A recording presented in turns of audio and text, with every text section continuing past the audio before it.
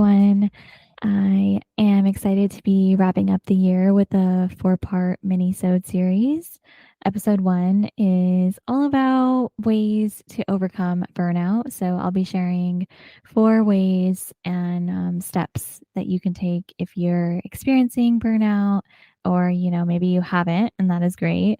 And if you do encounter burnout, you can apply these steps and it'll get you out of that burnout and in a better space that helps you find more harmony in your day-to-day life with all aspects, because a lot of us are juggling our friends, family, career, passion projects, hobbies, and there's a lot of places that we give our energy and people we give our energy to, especially in moments when it might be like busy or chaotic, and it can be easy to get lost just in the day to day. And I've definitely experienced that in my 20s working in New York City and, hustle culture. And I'm 30 now. And because I am so ambitious and I also can be impatient and wanting things done, that is a positive thing, but can also lead to burnout. And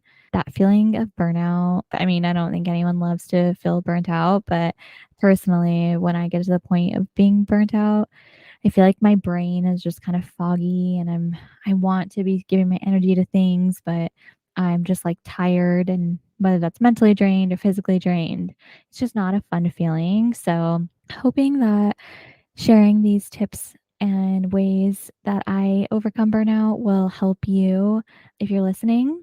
So, step number 1 is to reflect. And that means like evaluating how you're spending your energy. And the goal of evaluating how you're spending your energy is so that you can find the cause of the burnout.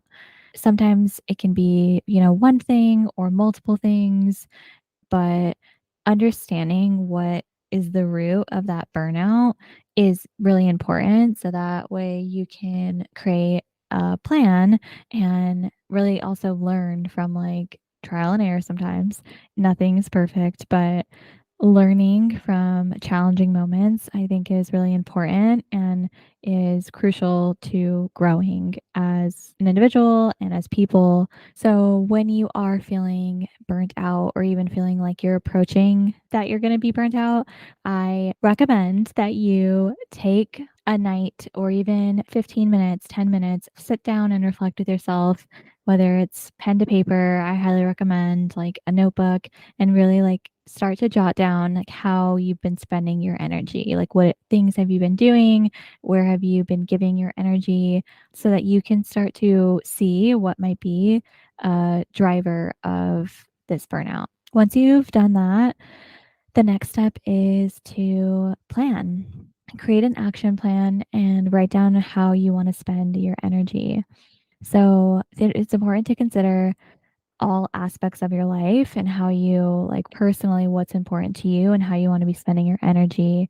So, considering friends, family, your work, any like hobbies or interests, anything that's important to you that you want to make sure you're giving your energy to. And as you're considering all of these aspects and making this plan, something to also consider is, do you need to change any of your habits or routines in order to, bring this plan to life and actually like set yourself up for success?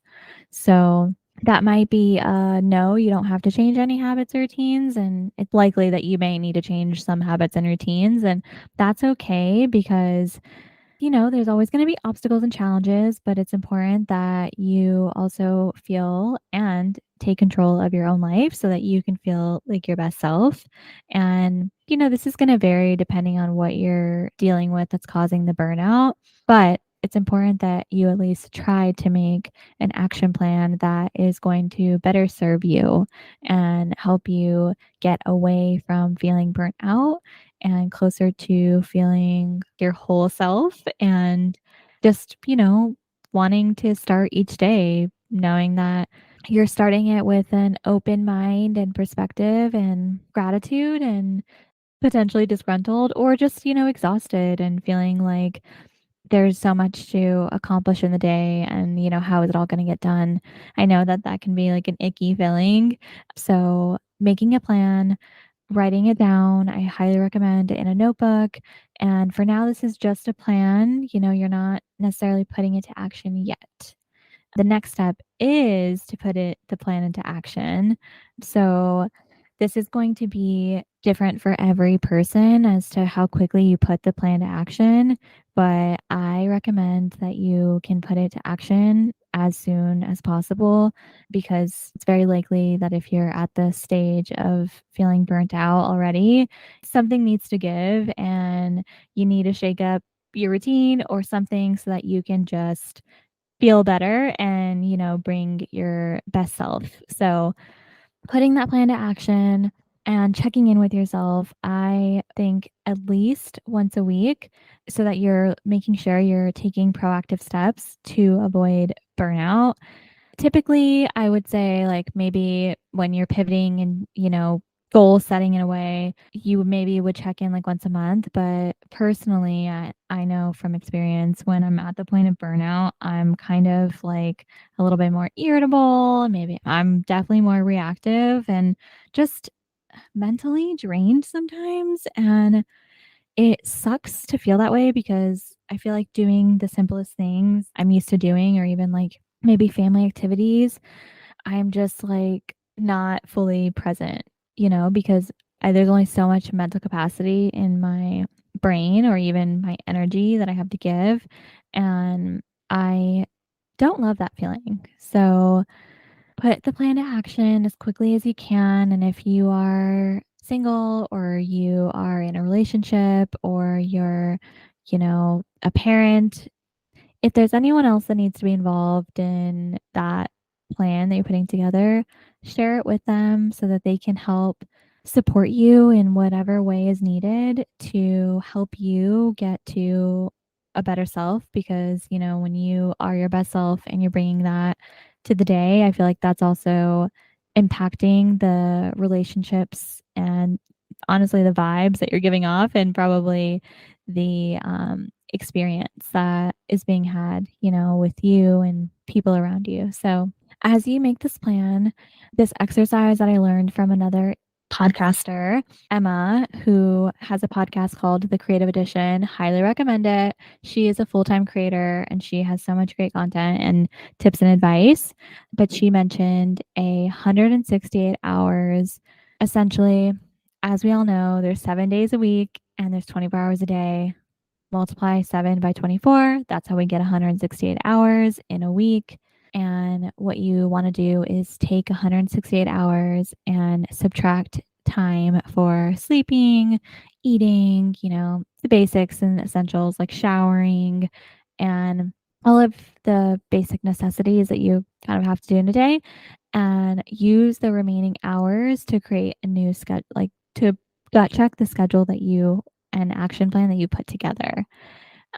So what you want to do is identify where your time is going, and especially if you're feeling like you have no time, because I have been a culprit of this where, I want to do all these things in a day or a week, but then you look at how much time you actually need to maybe accomplish them, and you're like, how is this physically possible? Unless you're burning the midnight like oil and not getting enough sleep, and that's not good because sleep is so important. So, I highly recommend practicing this exercise, and especially if you're feeling like you have no time, that way you can really like gut check the plan that you've created for yourself is feasible and doable within the hours that you actually have to do them. And if there are things that you want to do but don't have, the hours in the day to do it, I would say try to prioritize like what is going to fill your cup up and help with your mental health most and what is a priority to you. And the rest of it will be figured out along the way. But it is a great exercise. I highly recommend. After you've developed your action plan and you have your schedule, make sure that you take some time for self-care. This is the final step because self-care is so important. This is something that really came top of mind, I feel like, for society in the pandemic and COVID, especially first wave. And I know from my experience working in, a creative agency, I had clients where we were creating a ton of self-care content for social media because people just honestly needed ways on how they could practice self-care. I feel like it's been something that's like kind of talked about in the past, but it's so top of mind now. And I think it's also something that needs to stay top of mind. The world has changed indefinitely. There's so much going on between, politics and global warming and the environment and the economy, and self-care should be an essential part of your routine at some point in your week and life. And there are lots of different ways to practice self-care. So the final step is to pick something that works for you, and you can try different things. If you have anyone in your personal life that is great at practicing self-care, hit them up, ask them for advice. I feel like especially people that practice self-care, I feel like they are some of the best people to ask because they know how important it is to incorporate. Feel free to hit me up on Instagram if you want any self-care tips.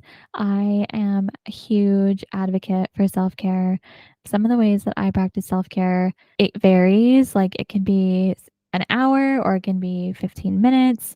It doesn't have to be this whole like day of self-care. It can be if you have the time for it and that's a priority to you. Like you do you. I think that's amazing. But if you are just looking for small ways to practice self-care, some of the ways that I do that are a simple under eye mask or full face mask I put on the weekend in the morning. Put that on, have my cup of coffee, wash my face afterwards, sit and watch some TV. Also, like scrolling honestly through Pinterest sometimes for inspiration and looking at home decor is a way that I practice self-care, and scheduling it as well. So if you want to make sure to fit it in your schedule and you are on the go and feel like your time is limited, I would try to schedule, small moments of self care. Crafting and painting has been a way that I practice self care over the years, and something that I'm trying to embrace now is also journaling.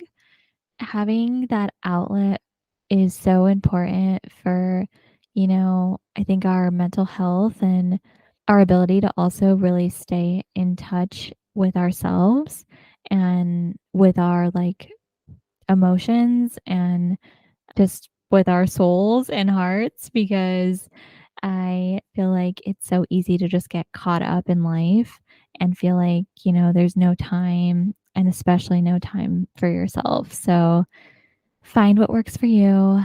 The smallest act of self care, it can be enough, and it's a great start.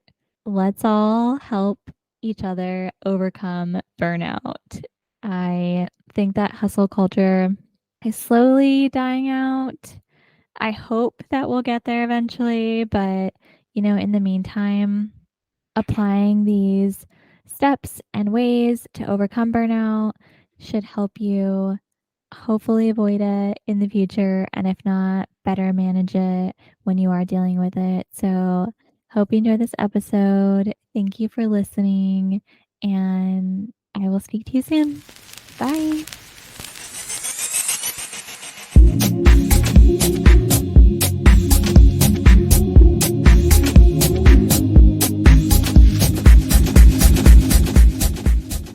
Music and editing done by Marco. You can find him at midnight, MIDNITE_mind80